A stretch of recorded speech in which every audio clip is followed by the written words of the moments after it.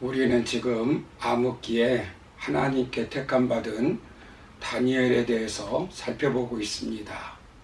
본문 19절을 보시면 다니엘을 가리켜서 크게 은총을 받은 사람이라고 말씀합니다. 우리가 이 땅에서 살아갈 때 하나님을 믿고 있지만 우리의 마음대로 되지 않을 때가 있습니다.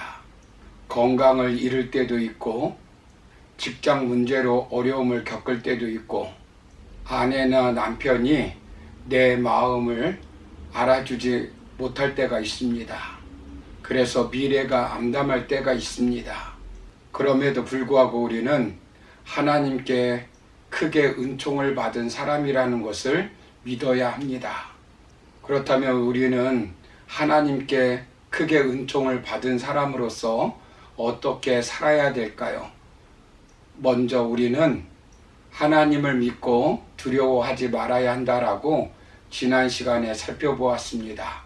오늘 두 번째로 살펴볼 것은 우리는 하나님으로부터 힘을 얻고 강건하게 살아야 합니다. 하나님은 우리가 건강하게 살기를 원하십니다. 건강하면 단순히 육체적인 건강만 말하는 것이 아닙니다. 정신적으로도 건강해야 하고 영적으로도 건강해야 합니다. 물론 사회적으로도 건강해야 합니다. 육체적 건강을 위해서 많이 노력합니다. 그러나 정신적으로도 건강해야 합니다. 육체적 상처에는 사람들이 민감한데 정신적 상처에 대해서는 무감각할 때가 있습니다.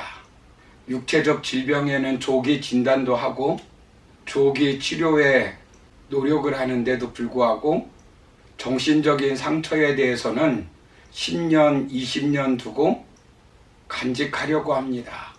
정신건강학자들은 정신적으로 건강한 상태를 자기 일을 잘 감당하고 잘 놀고 자기와 이웃을 사랑하는 마음이 있으면 건강한 상태라고 말합니다. 정신적인 건강도 중요하지만 사회적인 건강도 중요합니다. 아무리 고기가 건강하다 할지라도 물이 오염되어 있으면 살 수 없는 것입니다. 무엇보다도 영적인 건강이 있어야 합니다. 그렇다면 영적으로 건강하게 살려면 무엇이 있어야 되겠습니까? 하나님이 주시는 힘, 하나님이 주시는 능력입니다. 육체의 건강을 위해서는 물론 여러 가지 방법이 있을 수 있습니다. 잘 먹고, 잘 쉬고, 잘 놀고, 잘 자고, 평안한 마음을 가지면 될 것입니다. 이런 것들은 결국 무엇을 의미합니까? 육체의 힘을 키워주는 것들입니다. 저항력을 높여주는 것들입니다. 건강하기 위해서는 힘이 있어야 합니다. 기력이 떨어지면 결코 건강할 수가 없습니다. 정신적인 건강도 사회적인 건강도 영적인 건강도 마찬가지입니다. 영국의 철학자 버트란트 러셀은 세 가지 힘이 있다고 말합니다. 첫째는 물리적인 힘, 둘째는 경제적인 힘, 셋째는 영향력이라고 말합니다. 물론 우리에게는 이런 힘이 있어야 합니다. 그러나 무엇보다도 하나님이 주시는 힘이 필요합니다.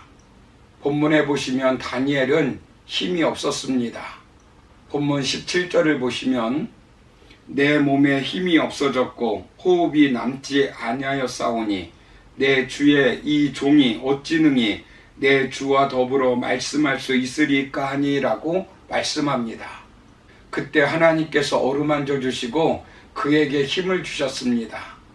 본문 18절 19절을 보시면 또 사람의 모양 같은 것 하나가 나를 만지며 나를 강건하게 하여 이르되 큰 은총을 받은 사람이여 두려워하지 말라 평안하라 강건하라 강건하라 그가 이같이 내게 말하매 내가 곧 힘이 나서 이르되 내 주께서 나를 강건하게 하셨사오니 말씀하옵소서라고 말씀합니다.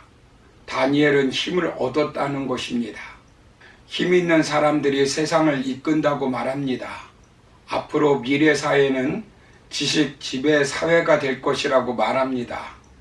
1차 농업혁명 때는 노동력이 중요시되고 2차 산업혁명 시대 때는 기술이 중요시 되었지만 3차 정보혁명에서는 지식이 중요하다는 것입니다. 그 지식에 힘이 있는 사람들이 세계를 지배한다는 것입니다.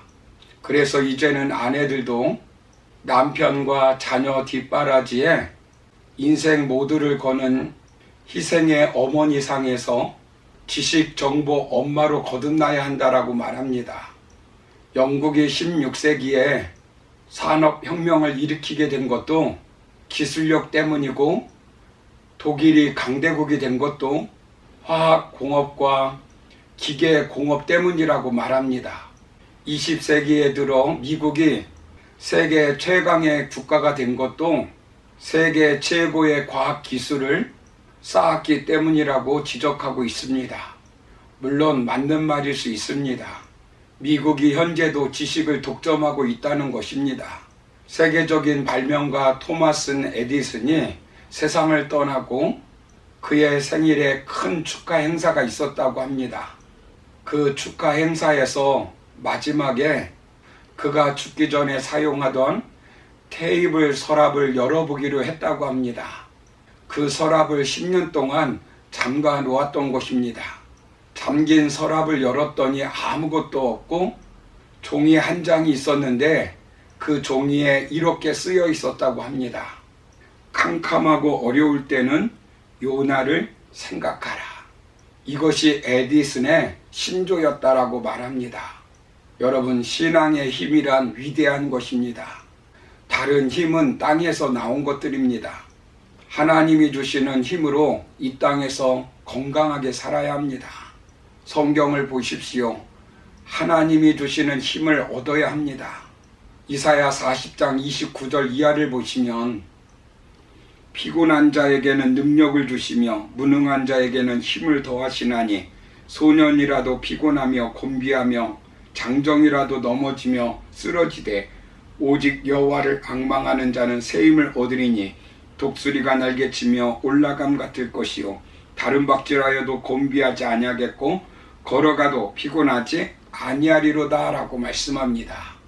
시편 29편 11절을 보시면 여호와께서 자기 백성에게 힘을 주시며 여호와께서 자기 백성에게 평강의 복을 주시리로다 라고 말씀합니다. 사랑하는 성도 여러분, 우리에게 무엇보다 필요한 것은 영적인 힘, 영적인 능력입니다. 하나님이 주시는 힘으로 영육간에 강건하게 살아야 합니다.